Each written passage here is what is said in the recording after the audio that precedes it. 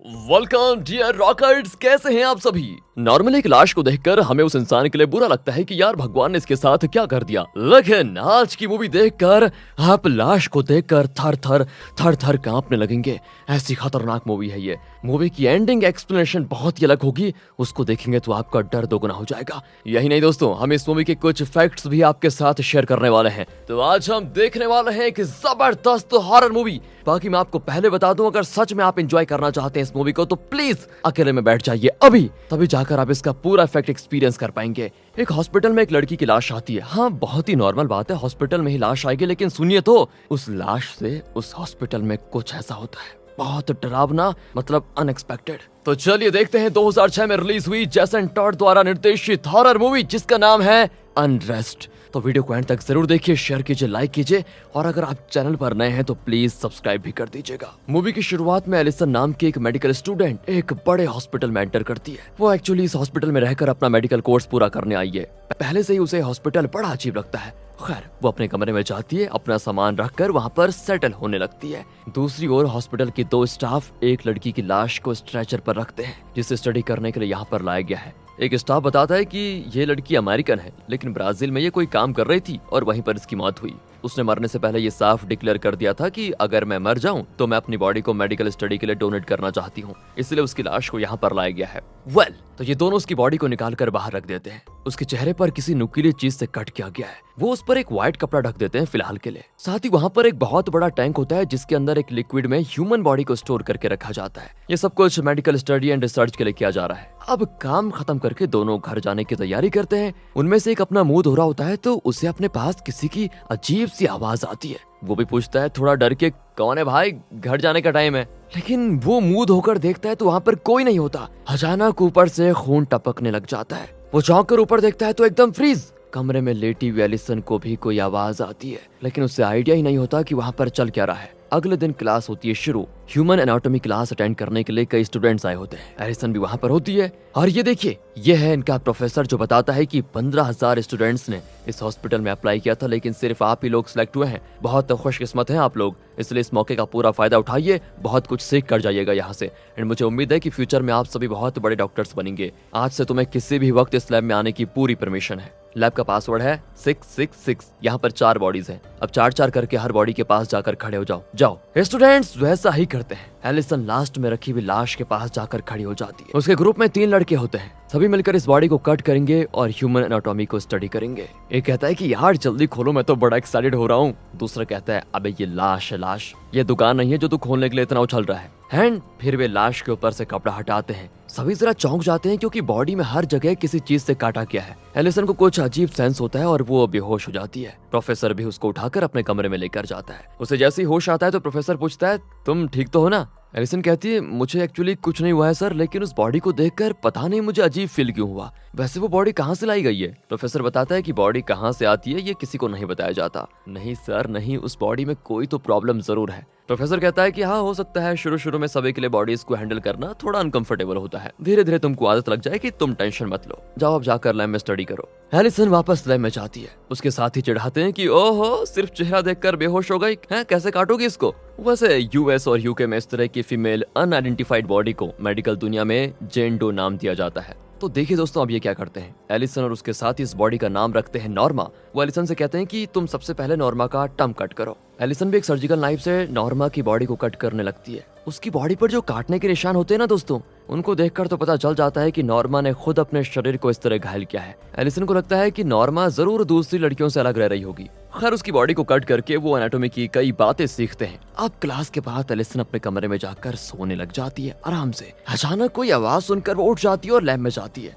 ओह, वहाँ उसके साथ ही नॉर्मा पर काम कर रहे होते हैं अभी भी। एलिसन कहती है तुम लोगों ने मुझे जगाया क्यों नहीं? वो भी कह देते हैं तुम्हारे पास फोन तो है नहीं, फिर तुम्हें कैसे कांटेक्ट करते। वो भी उन्हें कुछ नहीं कहती और बॉडी पर काम करने लग जाती है। शरीर पर लगे कट्स के अलावा नॉर्मा के प्राइवेट पार्ट्स को भी एग्जामिन करके एलिसन कहती है ये एक सेक्स वर्कर रही होगी शायद, और मुझे तो लगता है कि इसने जरूर खुदकुशी की है। वो भी कह देते हैं कि अबे खुदकुशी हो या कुछ और, हमें इससे क्या मतलब, हमें तो इसकी बॉडी को स्टडी करना है बस। लेकिन एलिसन जब लैब में नॉर्मा का चेहरा देखती है तो उसको फिर से अजीब फील होता है, इसलिए वो एक सफेद कपड़े से उसका चेहरा ढक लेती है। अब की बार एलिसन नॉर्मा की बॉडी पर एक भी कट नहीं मारती, सिर्फ उसके साथ ही कट कर रहे होते हैं। फिर वो नॉर्मा के फ्रंटल बोन्स को निकालकर उसके अंदर के ऑर्गन्स को देख रहे होते हैं कि अचानक उसकी बॉडी हिलने लग जाती है। इनकी तो समझ ही में नहीं आता कि कटी हुई लाश हिल कैसे सकती है। एलिसन को कुछ शक होता है और वो नॉर्मा के चेहरे से कपड़ा हटाने ही वाली होती है कि अचानक गैस निकलने की आवाज आती है। लगता है नॉर्मा की बॉडी ने फाट किया है और सभी हंस पड़ते हैं। वैसे शायद आपको ये बात पता नहीं होगी, लेकिन लाश भी फाट कर सकती हैं, क्योंकि होता यह है कि उनके डाइजेस्टिव सिस्टम में जो बैक्टीरिया होते हैं ना, वो काम पे लगे होते हैं और उनके इंटेस्टाइन्स में जो फूड होता है उसे डिकम्पोज करके हाइड्रोजन सल्फाइड गैस रिलीज करते हैं और यही अभी लाश के अंदर से फाट बनकर बाहर निकला है। लेकिन एलिसन को न जाने क्यों लगता है कि नॉर्मा की आंखें उसको देख रही है।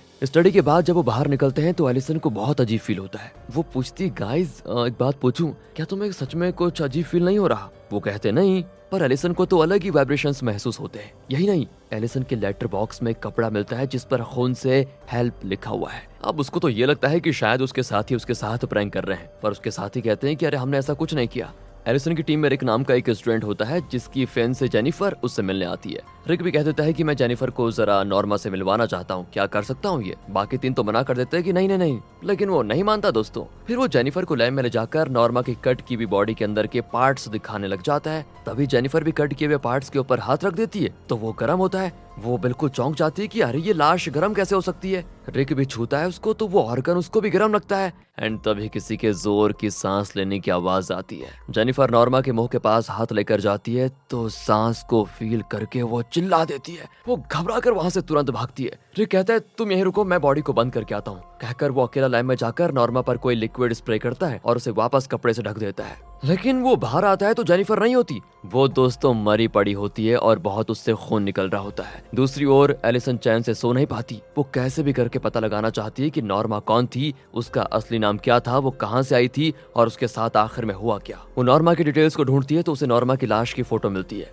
वो उसके बारे में हर किसी से पूछने लग जाती है पर हर किसी को कुछ नहीं पता होता। फिर वो अपने टीम के साथी ब्रायन को ये बात बताती है तो वो कहता है महज वो एक लाश है यार, उसे लेकर तुम इतनी ऑब्सेस्ड क्यों हो? पर एलिसन को लगता है कि नहीं, वो एक नॉर्मल लाश नहीं हो सकती। शायद उसका किसी ने कत्ल किया होगा, शायद उसके पेरेंट्स उसको ढूंढ रहे होंगे। हमें इसके बारे में कुछ पता लगाना होगा। अब ब्रायन भी उसकी मदद करने के लिए मान जाता है। अगले दिन प्रोफेसर बताते हैं कि रिक की फियांसी की मृत्यु हो गई है, इसलिए वो क्लास में नहीं आ पाएगा आज। अब क्लास के बाद एलिसन रिक से मिलती है। वो बहुत डरा हुआ होता है और एलिसन को बताता है कि कल मैं जेनिफर को नॉर्मा की बॉडी दिखा रहा था, फिर हम बाहर आ गए, लेकिन अचानक से जेनिफर का खून निकलने लग गया और वो मर गई। एलिसन समझ जाती है कि नॉर्मा और जेनिफर की मौत का कोई ना कोई कनेक्शन तो जरूर है। वो मेडिकल कॉलेज हॉस्पिटल की डीन से मिलती है तो वो पूछती है कि क्या तुम्हें भूत में विश्वास है? एलिसन कहती है नहीं, लेकिन मैं कुछ फील कर पाती हूँ जिससे भूत तो नहीं कह सकते, लेकिन एक अजीब सा सेंसेशन होता है। डीन भी कह देती है कि ये तो बहुत ही नॉर्मल बात है और हर मेडिकल स्टूडेंट को ऐसी फीलिंग होती है शुरू में। नहीं मैम नहीं, नॉर्मा की बॉडी में कुछ अजीब तो पक्का चल रहा है।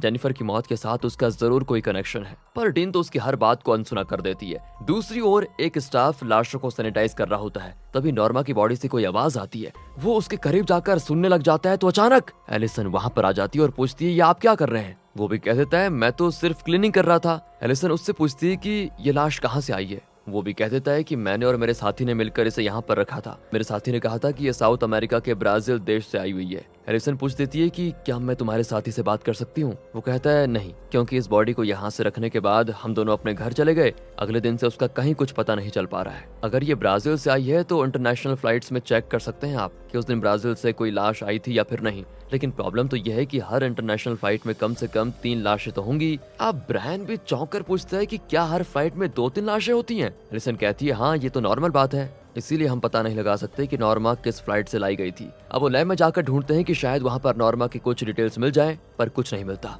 तब एलिसन ब्रायन से कहती है कि एक काम करो, तुम आंखें बंद करके इस जगह को फील करने की कोशिश करो। दोनों आंखें बंद करते हैं तो दोनों ही कोई नेगेटिव वाइब्रेशन फील कर पाते हैं। एलिसन को तो लगता है कि उस टैंक में जहाँ पर बॉडी प्रिजर्व करके रखी जाती थी उसके अंदर कुछ है। दोनों उसे भी खोल कर देखते हैं। लगता है उसके अंदर एक लाश है। वो अंदर हाथ डालकर फील करते हैं तो एक लाश होती है, लेकिन एकदम फ्रेश। लगता है जैसे कि अभी अभी कोई मरा हो। इतना ही नहीं, उसने कपड़े भी पहने होते हैं। दोनों की हालत खराब। दोनों चौंक जाते हैं कि ड्रेस के साथ किस लाश को यहाँ पर रखा गया है। वो तुरंत पुलिस को कॉल कर देते हैं। पुलिस भी आ जाती है और तब पता चलता है कि ये तो वही स्टाफ है जिससे एलिसन ने कल लैब में बात की थी और जिसने बताया था कि उसका साथी गायब है। तो दोस्तों पुलिस इस नतीजे पर पहुंचती है कि किसी ने मारकर इसको टैंक में डाल दिया होगा। वो फिंगरप्रिंट्स निकालने में लग जाते हैं, पर एलिसन कहती है कि इस स्टाफ की मौत भी जेनिफर की मौत से कनेक्टेड है सर। प्रोफेसर कहता है तुम पागल हो गई हो क्या? जेनिफर को पहले से कुछ मेडिकल प्रॉब्लम्स थी जिसकी वजह से वो मरी है, उसका और इसका कोई कनेक्शन नहीं है। अब पुलिस के जाने के बाद प्रोफेसर ब्रायन और एलिसन से पूछता है कि तुम दोनों को आखिर हो क्या गया है?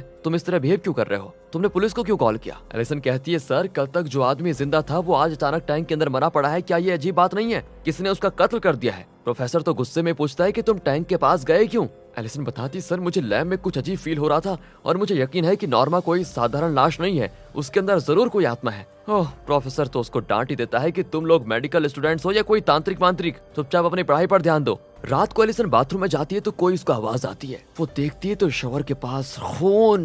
वो घबरा कर वहाँ से बाहर जाने की कोशिश करती है लेकिन बाथरूम का दरवाजा लॉक हो जाता है। वो हेल्प हेल्प करके चिल्लाती है। फिर वो धीरे से शॉवर का कर्टेन हटाती है तो अंदर एक स्टाफ की लाश खून से लथपथ पड़ी होती है। ये वही स्टाफ है दोस्तों जो शुरुआत में मुंह धो रहा था और ऊपर से उसने खून टपकते हुए देखा था। यही नहीं, एलिसन देखती है कि आईने में खून से एक चेहरा बना हुआ है। बहुत डरी भी होती है वो, और तभी अचानक ब्रायन दरवाजा तोड़कर अंदर आता है और एलिसन को शांत करता है। अगले दिन एलिसन फिर से डीन से मिलती है और उन्हें सब कुछ बताती है। डीन उसको लेकर प्रोफेसर के पास जाती है और कहती है मुझे तो एलिसन की बात सच लग रही है। आज तक आपके लैब में 3 लोग मरे हैं और आपके पास इसका कोई एक्सप्लेनेशन नहीं है। हमें एलिसन की बात पर थोड़ा ध्यान तो जरूर देना चाहिए। प्रोफेसर कहता है ये जो अभी हुआ ये कत्ल था और फिंगरप्रिंट से पुलिस ने कातिल का पता भी लगा लिया है। कातिल का नाम अलिता है और वो एक अमेरिकन है जो ब्राजील में काम करती थी। इसमें कोई भूत प्रेत वाली बात तो है नहीं, और अगर आपको उस लाश से कोई प्रॉब्लम ही है तो कल मैं उसको दूसरी जगह शिफ्ट करवा दूंगा। अगले दिन एलिसन की टीम को स्टडी के लिए एक नई बॉडी दी जाती है। सभी बहुत रिलैक्स होते हैं कि चलो नॉर्मा से पीछा छूटा, पर एलिसन अब अलिता के बारे में पता लगाने की कोशिश करती है और इंटरनेट पर थोड़ी रिसर्च करने के बाद एक खतरनाक सच सामने आता है कि पुलिस को जिस अलिता के फिंगरप्रिंट्स मिले थे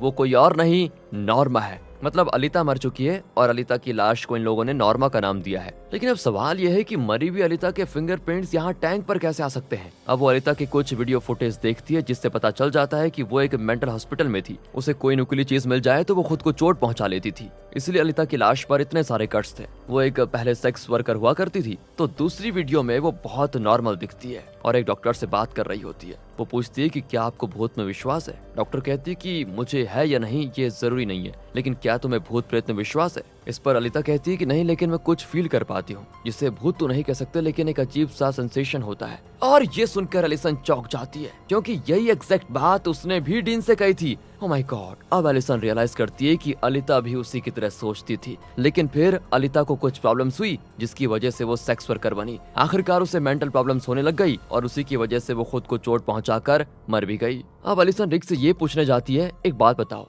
जेनिफर के मरने से पहले क्या जेनिफर ने अलिता यानी कि नॉर्मा की बॉडी पर कुछ किया था? और मुझे तो लगता है कि उसके टच करने की वजह से ही अलिता की आत्मा ने जेनिफर को मार डाला। लेकिन दोस्तों रिक अब मेंटली बहुत इम्बैलेंस्ड हो चुका है। एलिसन पूछती कि तुम और जेनिफर जब लैब में गए तो क्या तुमने नॉर्मा को कुछ किया था?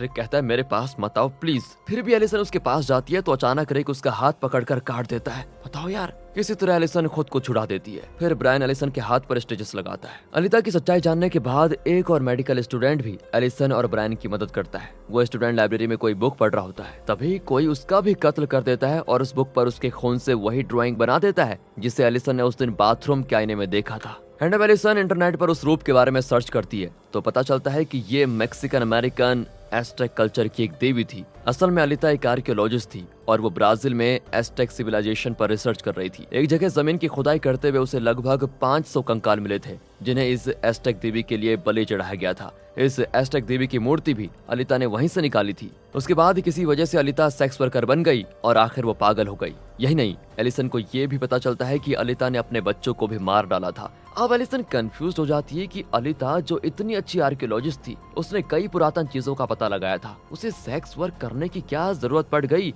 और उसने अपने बच्चों को क्यों मार डाला और फिर वो पागल कैसे हो गई। दूसरी ओर दिखाते हैं तो रिक वहाँ के गार्ड को एक लेटर देकर कहता है इसे आप एलिसन को दे दीजिए। वो भी ले लेता है, लेकिन तभी रिक एक नुकीली चीज से अपना गला काट कर मर जाता है। एलिसन और ब्रायन वहाँ पर जाते हैं तो रिक मरा पड़ा होता है। तभी वो गार्ड पूछता है कि क्या आप ही एलिसन है? रिक ने ये लेटर आपको देने के लिए कहा था। एलिसन उसको खोलकर देखती है तो उसमें लिखा होता है कि यू आर नेक्स्ट। एलिसन डर कर वहाँ से भाग जाती है और कहती है मुझे बस किसी तरह यहाँ से बाहर निकलना है, कैसे भी करके, अगली मौत मेरी होगी शायद। ब्रायन भी उसको समझाता है कि अलिता की लाश तो यहाँ है ही नहीं, मतलब उसकी आत्मा भी यहाँ पर नहीं हो सकती ना, तुम डरो मत। लेकिन एलिसन को लगता है कि अलिता की लाश यहीं कहीं पर है। वो प्रोफेसर से पूछती है तो वो कहता है मैंने तो उस दिन लाश को कहीं और भिजवा दिया। एलिसन कहती है झूठ मत बोलिए सर, आपने लाश को यहीं पर छुपा के रखा हुआ है। प्रोफेसर उसको भी धमकाता है कि ज्यादा बात करोगे तो सस्पेंड कर दूंगा। एंड अब एलिसन और ब्रायन लैब में जाकर उस टैंक को खोलने की कोशिश करते हैं, पर वो लॉक होता है। वो लॉक को तोड़ने की हर कोशिश करते हैं और आखिरकार सफल भी हो जाते हैं। वहाँ पहले से जो लाशें थी उनके अलावा एक और लाश भी होती है। वो बाकी बॉडीज को हटाकर देखते हैं तो पता चलता है कि वो नॉर्मा की यानी अलिता की बॉडी है, और जब तक ये बॉडी यहाँ पर रहेगी एलिसन की जान को तो खतरा है, इसलिए वो उसको बाहर निकालने की कोशिश करते हैं लेकिन सफल नहीं हो पाते।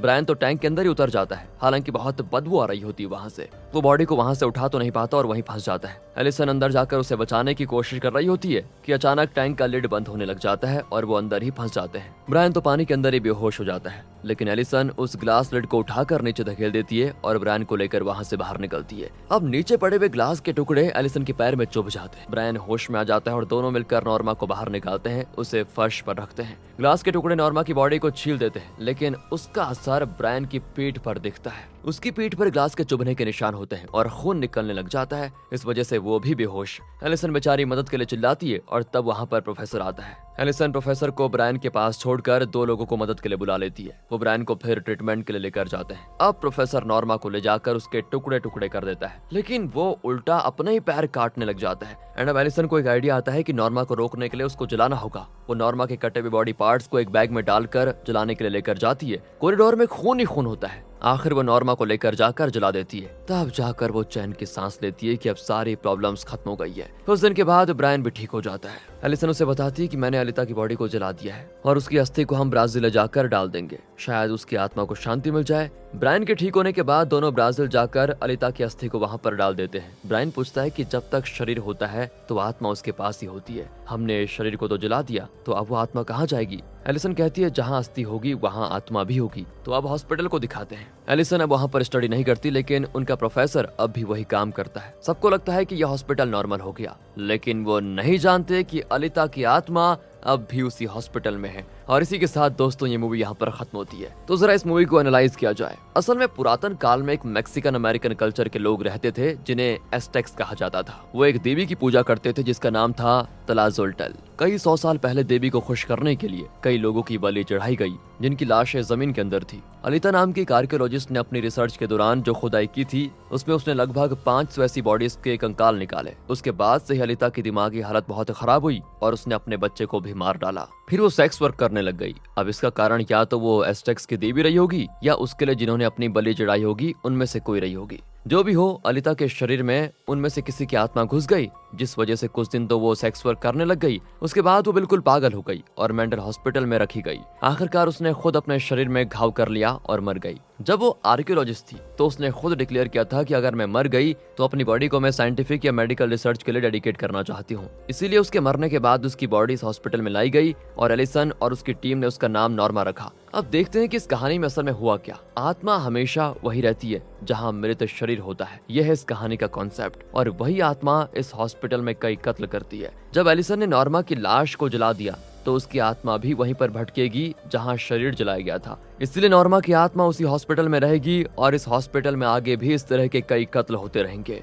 यह है इसकी खतरनाक एंडिंग। अब इस मूवी के कुछ इंटरेस्टिंग फैक्ट्स को देखते हैं। इस मूवी में जो लाशें यूज की गई थी वो दोस्तों असली लाशें थी और उन्हीं को काट कर इस मूवी के एक्टर्स ने स्टडी वाले सीन्स किए थे। इसी वजह से एक्टर्स को रातों को नींद नहीं आती थी और असली लाशें यूज करने की वजह से ही एक्टर्स के रिएक्शंस भी एकदम रियल थे। इस मूवी का बजट था $2.5 मिलियन और बॉक्स ऑफिस कलेक्शन था $2.7 मिलियन। इस मूवी की स्टोरी लाइन को कैरेक्टर पर्सपेक्टिव स्टोरी लाइन कहा जाता है। मतलब मूवी के कैरेक्टर्स जो देखते हैं, जो सुनते हैं, जो फील करते हैं, वही व्यूवर्स को भी दिखाया और फील करवाया जाता है। हमें कोई एक्स्ट्रा सीन्स नहीं दिखाए जाते। मतलब कैरेक्टर के रिएक्शंस को देखकर हमें खुद समझना होता है कि वहाँ पर क्या हुआ। अगर आप कहानीकार हैं तो इस तरह के कैरेक्टर पर्सपेक्टिव स्टोरी लाइंस पर ध्यान देंगे तो ऑडियंस और भी ज्यादा कहानी में इन्वॉल्व होगी। तो अब बताइए इस वीडियो के बारे में आपका क्या ख्याल है, कमेंट्स में बताइए यार, यू आर इंटेलिजेंट। और अगर ये वीडियो आपको अच्छी लगी हो, स्टोरी अच्छी लगी हो, एक्सप्लेनेशन अच्छा लगा हो, लाइक कर दीजिए ना। मिलता है अगली वीडियो में, ध्यान रखेगा अपना and finally thanks for watching.